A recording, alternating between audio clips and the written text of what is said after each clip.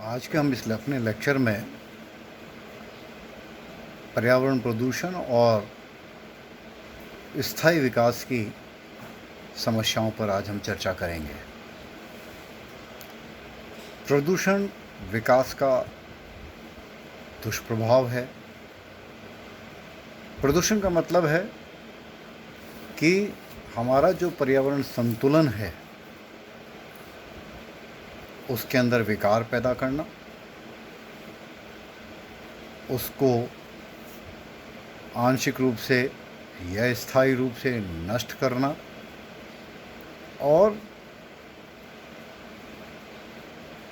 अनेक प्रकार की वनस्पति जीव जंतु को विलुप्त कर देना या विलुप्ति के कगार पर पहुंचा देना, सुविधाओं और विलासिताओं का आम जीवन के अंदर महत्व बढ़ जाना, जिससे व्यक्ति के विचारों में, संस्कृति में प्रदूषित तत्वों का शामिल हो जाना। लेकिन हम चर्चा सिर्फ आर्थिक विकास के अंदर भौतिक प्रदूषण के बारे में बात करेंगे। जब कभी भी नहर बनती हैं, खेती भूमि का विस्तार होता है, आवासीय भूमि का विस्तार होता है, तो सबसे पहले कृषि भूमि पर अतिक्रमण होते हैं। कृषि की संरचना में, आकार में परिवर्तन होता है। कृषि के अंदर उपयोग किए जाने वाले रासायनिक खादों, कीटनाशकों का ज़मीन पर, ज़मीन के अंदर और वातावरण में उनसे उत्पन्न होने वाली गैसों का प्रभाव पड़ता है। ज़मीन पर होने वाली संरचना में परिवर्तन, जिसका भोग मनुष्य और पशु के द्वारा किया जाता है, अन्य जीव जंतुओं के द्वारा किया जाता है, उससे उनकी शारीरिक संरचनाओं में परिवर्तन होता है, उसमें विकार पैदा होता है। इसी प्रकार जब औद्योगिक विकास होता है, औद्योगिक विकास से निकलने वाला अपशिष्ट, चाहे वो गैसीय रूप में हो, चाहे वो तरल रूप में हो, या सामाजिक और आर्थिक वातावरण को प्रदूषित करने वाला हो, चारों तरफ प्रदूषण फैलता है। इसलिए प्रदूषण के अंदर ना सिर्फ भौतिक प्रदूषण होता है, बल्कि विभिन्न प्रकार के ध्वनि प्रदूषण भी पैदा होते हैं। जैसे कारखानों में चलने वाले भारी मशीनों की आवाज़, वाहनों से निकलने वाली आवाज़, उनके हॉर्न की आवाज़, तेज ध्वनि में बजने वाले संगीत, ये सब ध्वनि प्रदूषण करते हैं, जो व्यक्ति के मानसिक और शारीरिक रूप से पर प्रतिकूल प्रभाव डालते हैं। इसलिए आर्थिक विकास के कारण उत्पन्न जो प्रदूषण है, अगर उसको नियंत्रित नहीं किया जाए तो विकास विनाश का कारण बन जाता है, भौतिक रूप से और जीव जंतुओं के, व्यक्ति के व्यवहार में परिवर्तन के रूप में ये देखने के लिए मिलता है। विकास एक तरफ भौतिक और विलासिता जीवन को जन्म देता है, तो दूसरी तरफ जो कार्य मानव जाति के कल्याण के लिए किए जा रहे हैं, उनके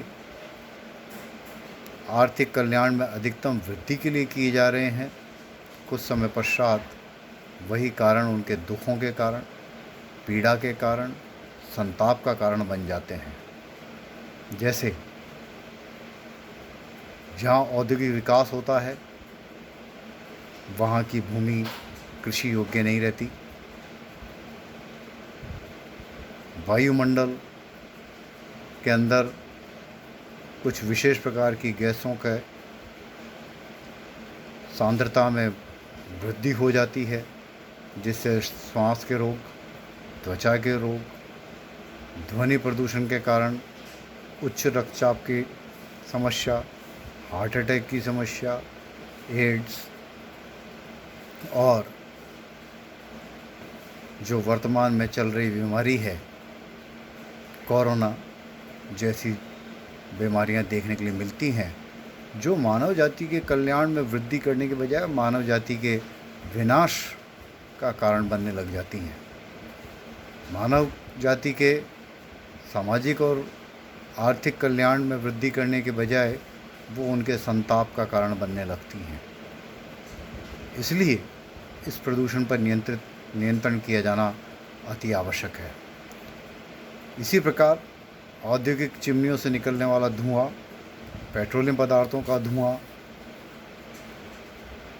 युवाओं में वैचारिक, सांस्कृतिक प्रदूषण, अतिक्रमण की समस्याएं, जलाशयों और बहते पानी के स्रोतों में कमी, वनों की अनियंत्रित कटाई, काला बाजारी, ये सारे कारण और उससे भी ज़्यादा आज जो दुनिया के अंदर पूरे विश्व में ग्रीन हाउस इफ़ेक्ट देखने के लिए मिल रहा है। ओजोन परत के अंदर छेद हो चुका है। आज पूरे विश्व में कार्बन उत्सर्जन को नियंत्रित करने के लिए बड़े बड़े सम्मेलन, आयोजन, सेमिनार इत्यादि किए जा रहे हैं। हमने कोरोना काल के दौरान पूरे संसार के अंदर जो लॉकडाउन का प्रभाव हमने देखा कि पिछले 40 वर्षों के अंदर गंगा जिस शुद्ध रूप के अंदर हमारे सामने आई, संसार के सबसे प्रदूषित शहरों का वातावरण का जो प्रभावी स्तर कम हुआ, ध्वनि प्रदूषण का स्तर कम हुआ, जीव जंतुओं के व्यवहार में परिवर्तन हुआ, उससे पता लगता है कि अगर इनको नियंत्रित कर लिया जाए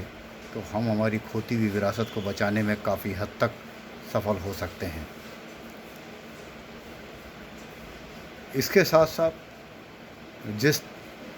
तेज़ी से हम परमाणु ईंधन, परमाणु हथियार की होड़ में शामिल होते जा रहे हैं, उसको भी नियंत्रित किया जाना अत्यंत आवश्यक है। जापान, रूस के अंदर परमाणु रिसावों के कारण जो विशाल पैमाने पर जो होने वाली मानव जाति की हानि है, वो इस ओर संकेत करती है कि हम कहीं ना कहीं विकास के माध्यम से हम हमारे लिए ही विनाश